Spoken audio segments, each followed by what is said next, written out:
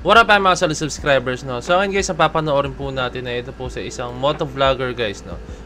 Siya po si Yana, no? Actually kasi guys, nag-motovlog din ako, pero hindi ako yung to the point na solid na motovlogger, no guys, no? As in tulad nila. Pero guys, kasi guys, ako nag-drive ako ng 4 wheels, nag-drive din ako ng 2 wheels, no? Kaya may knowledge ako pagdating sa kung ano man, no? So mag-share lang ako ng insights ko about sa video to kasi sobrang grabe yung dito guys, yung dito parang controversy regarding po dito. Sobrang controversial po talaga nitong video na to, no? So try natin guys na gumit na, no? Ilalagay natin yung sarili natin sa 4 wheels sa naka-pick up and at the same time sa naka-big bike, no? And timbangin natin kung sino ang nasa tama dito, no? So I guess, no, without further ado, let's all watch this.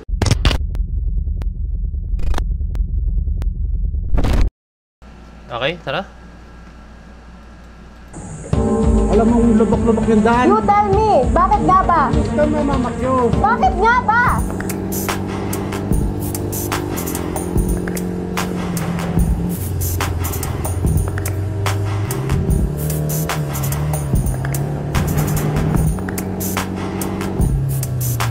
Okay, ito yung mga crew nila.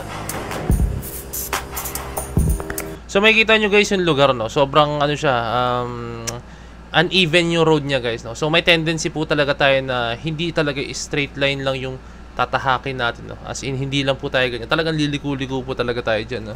Kasi malalim po yung mga parte dyan. As in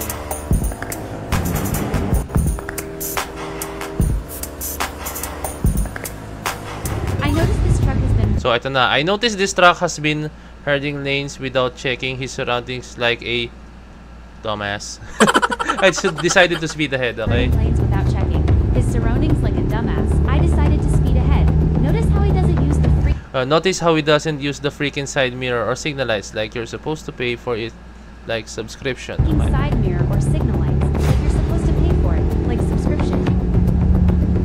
Okay, mapapansin natin dito na lumiko yung pickup, no? Suddenly swerves nearly half a centimeter close to bumping me like he owns the effing road, no? Grabe talagang rage mode to si Yana.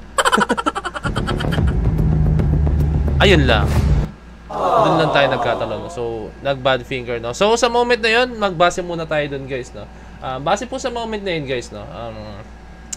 Napansin ko doon talagang yung pickup truck is talagang gumaganyan-ganyan siya, no? Kasi mahirap na like paano kung basa, pero from the looks of it guys, hindi naman basa na. Pero kahit ano pa mangyari dyan is kailangan hanapin mo yung kung saan hindi malalim, no? Kasi pag halimbawa lumalim yung gulong mo dyan guys, no, ang hirap iahon po niyan, no?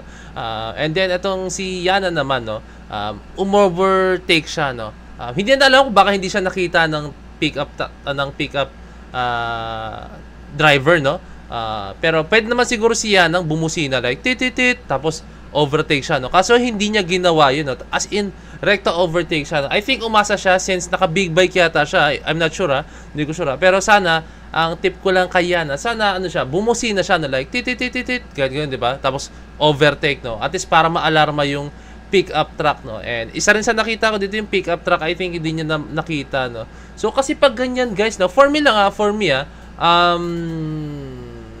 pwedeng ano kasi guys usually liko ka ng liko dyan guys pag uneven yung road, no? So ang tendency ba niyan, signal light ka ng signal light bawat liko mo, no? So talagang alalay lang po talaga, no? So hindi ko lang masabi dito guys kung sino po ang totally na kailangan mag-adjust. I think both of them kailangan mag-adjust, no? So sa nakikita ko naman doon sa pickup truck is yung takbo naman niya is kalmado naman, no? Hindi to the point na sobrang bilis, no? So I think ang nakikita ko dito is si Yana, sana nag-notify siya, na-overtake siya, no? Bumusina siya, no?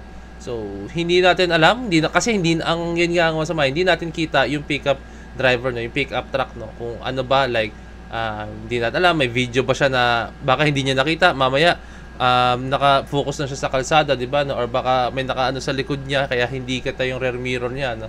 So, okay, tuloy pa natin to. And isa pang mali, dapat din nag-bad finger siya. We stop to wait for the rest of the crew, okay? Kamusta? I'm good.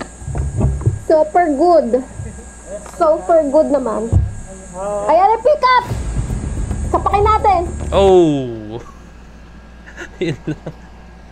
As a vlogger, sana responsible vlogger ka, no? Kasi the more na magkasabi na ng ganyan, kasi kaming mga vlogger, no, sobrang powerful na mga messages natin, no? Pag halimbawa nagsabi ako ng ganyan, yung mga viewers namin, like mga bata or kung ano man, may tendency gayahin nila, no? Isipin nila, ay tama yun, no? Tama siguro yun kasi pwede na, ginagawa nga nila mga sikat na tao, paano pa kami mga normal na tao, di ba, no? Alam niyo, di ba, na yung mga vlogger pa nga, nakikita natin yung iba, walwal to the max, no? So iniisip ng iba, ay pwede pala magwalwal dyan sa kalsada na yun, no? So napaka-powerful ng mga vlogger po talaga, no? Pag halimbawang may ginawa kayong mali, talagang may tendency talagang paniwalaan ng mga tao, no? I think kinakabahan din siya dito at the same time. Nakatingin lang siya, as in nakatingin siya, oh. Pwede namang chill-chill lang siya, no? Pero tingnan niya, eh. So I think parang in-engage niya rin yung pickup driver na huminto, ah. Kasi nakatingin lang siya, like, tinitingnan niya, di ba? Ayan, ba't na mamakyo ka, boss? Ayun yung sinabi agad ng pickup driver, no? So, okay, tuloy na ito. Ha? Sorry, ano? Mamakyo ka. Bakit nga ba? Ayan na, ito yung nagka-trending. Bakit nga ba? Bakit nga ba? Bakit nga ba? Bakit nga ba? Alam mong lubak-lubak yung daan. You tell me! Oh, yun, di ba? nga- Tama nga, no? Actually, guys, ang beses ko pa lang napanood to, and pangalawang beses, ngayon ko pa napanood to, pangalawang beses pa lang to, no? So, hindi ko ma-recall yung pinang nangyari. So, sinabi ni pickup driver na nakita mo lubak-lubak yung daan, eh, no? So, I think, may point din yung, nga, sana nag-notify si Yana, no, na, pit, bumusin na siya, no? Para mag-slow down din yung, na hindi lumiko-liko. Like, kunyari, huminto muna, no? Pero kasi itong mahirap sa camera, eh. Hindi ko alam kung uphill po yung tinatahak nila that time, no?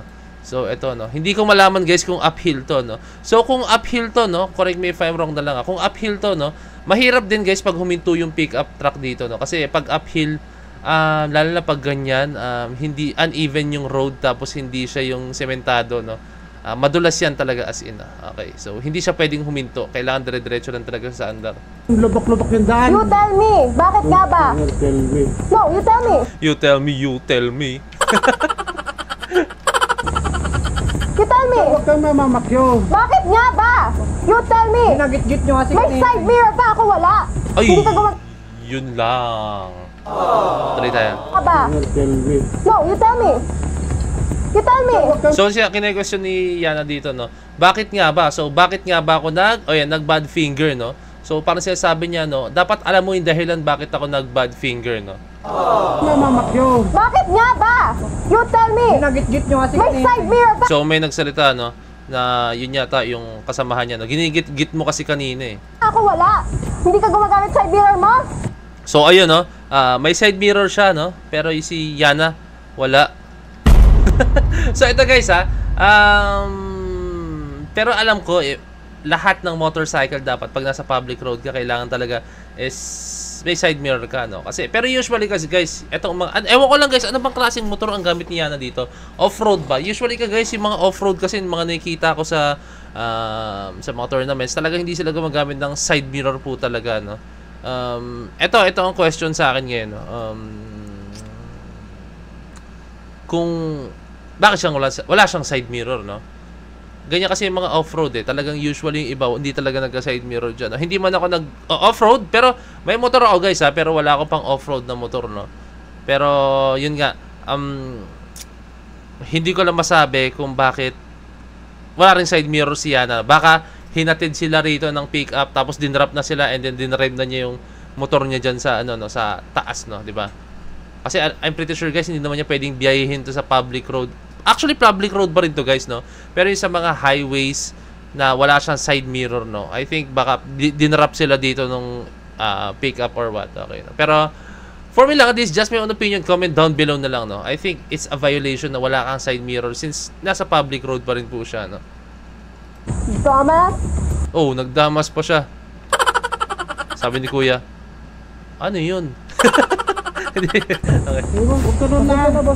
Ikaw ang wag ganon. You use your side mirror. You use your side mirror. Ikaw ang wag ganon. You use your side So, yun, pinakalma ni Kuyang kasamahan ni Yana, si Yana, no? mirror. Bitches. Okay, narinig ko rin sinabi ni Kuya, no? Nagpasensya na siya. So, ayan, si vlogger, no? At least, nagpakumbaba rin yung ano no, yung kasamahan ni Yana no, pasensya na po no.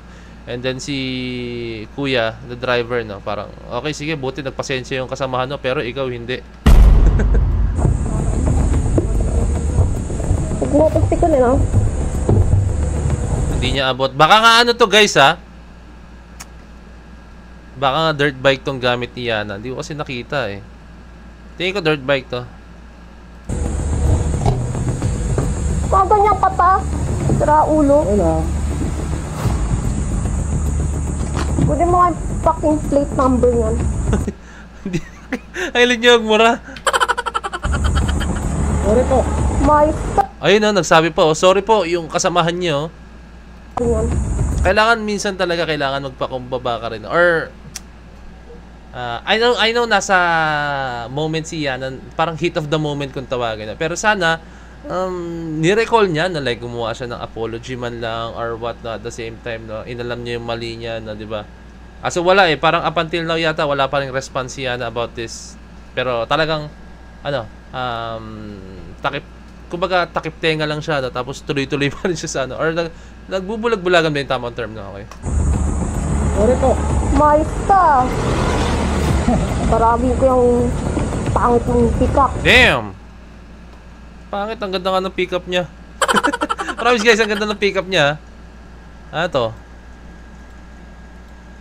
Nissan Strada ba? Ganda nga eh.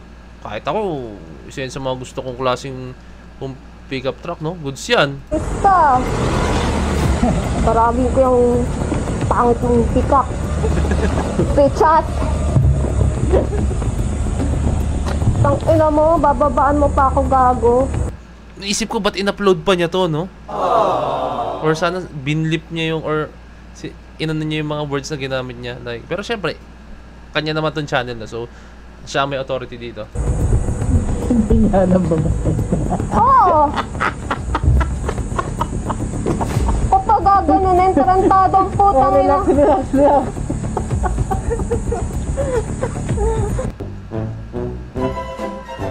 Naku, baka for the content lang to ah. So, hindi na alam ka. Hindi na alam. Pero, sa mga nakikita kong comments, lahat, parang hindi siya for the content eh. Parang, legit eh. As in talaga, no? Diba? Ang daming mga, actually, ang daming ko nababasa guys ng mga, mga comments dito, no? Regarding po dito sa bagay na to, no? Wait lang. Tingnan natin yung ibang comments guys, wait lang. Okay guys, no? Ito, may nakita tayong comment guys, no? As in, no? I think this seems legit since nagkalat po talaga siya, no? Sa social media. Ito pong comedy Colonel Bautista tuloy. Yan, Bosita, no? Yan, Colonel Bosita, no? Regarding po dito sa nangyari, no? Okay, basahin na ito. Panood ko yung video, tinapos ko. Rough road yung tinatahak nyo. Hindi pwedeng bilisan masyad ng pickup yung takbo niya dahil matagtag yan at may mga unexpected na lubak na malalalim. Okay, sinabi ko kanina yun guys, ano pakinggan nyo, no?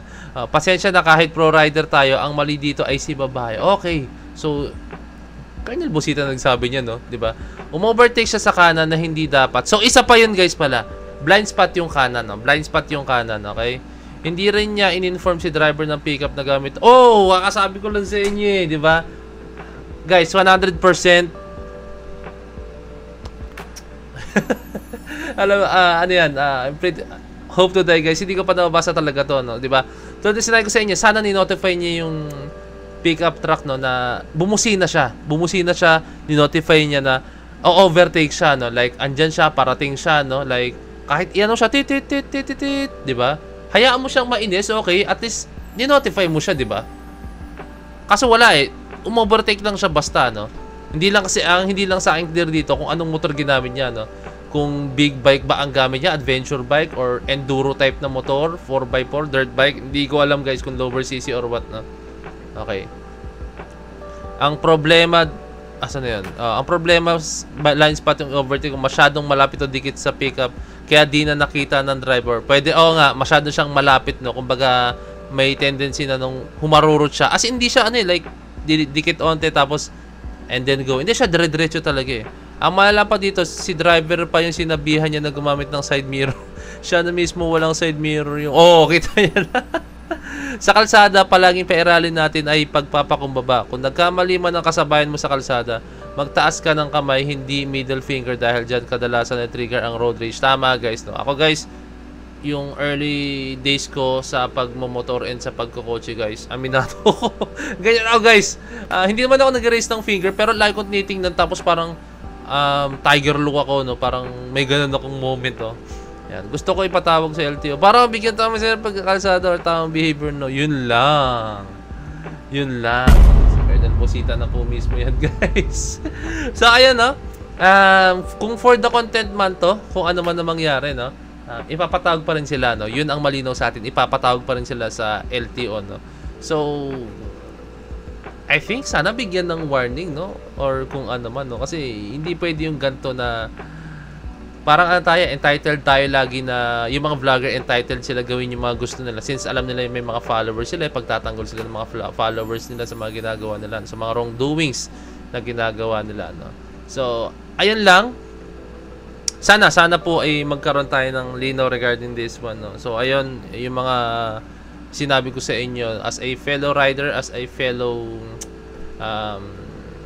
nag-drive din ng 4 wheels and 2 wheels, no? Nilagay ko yung sarili ko sa dalawa, no? Diba? So, ayun. Ang masasabi ko rito is, although na hindi ko kasi masabi guys talaga kung ano yun. Pero mas lamang talaga dito guys yung pagkakamali ni Yana, no? Sobrang lamang po yung pagkakamali ni Yana dito, no? Sobrang ano siya, naging entitled talaga siya. Yun lang masabi ko, naging entitled siya, no? So sa atin guys, wag natin pairalin yung init ng ulo natin. Wag tayo magpairal sa mga kung ano-ano mga bagay, no? Basta sana ano lang, maging kalmado lang tayo sa lahat ng bagay. Intindihin natin yung sasabihin ng kabilang partido, and kung alam nating mali yung sinabi niya, edi doon tayo magsabi ng mga hinanaing natin, no? Wag agad yung parang di ba? Yung uunahan natin, no? So yun lang, kalmado lang tayo, ride safe everyone, and yun lang. Maraming salamat. Basta tandaan nyo palagi na isa lang ang buhay natin. So this is Point of View signing out. Peace. Bless you.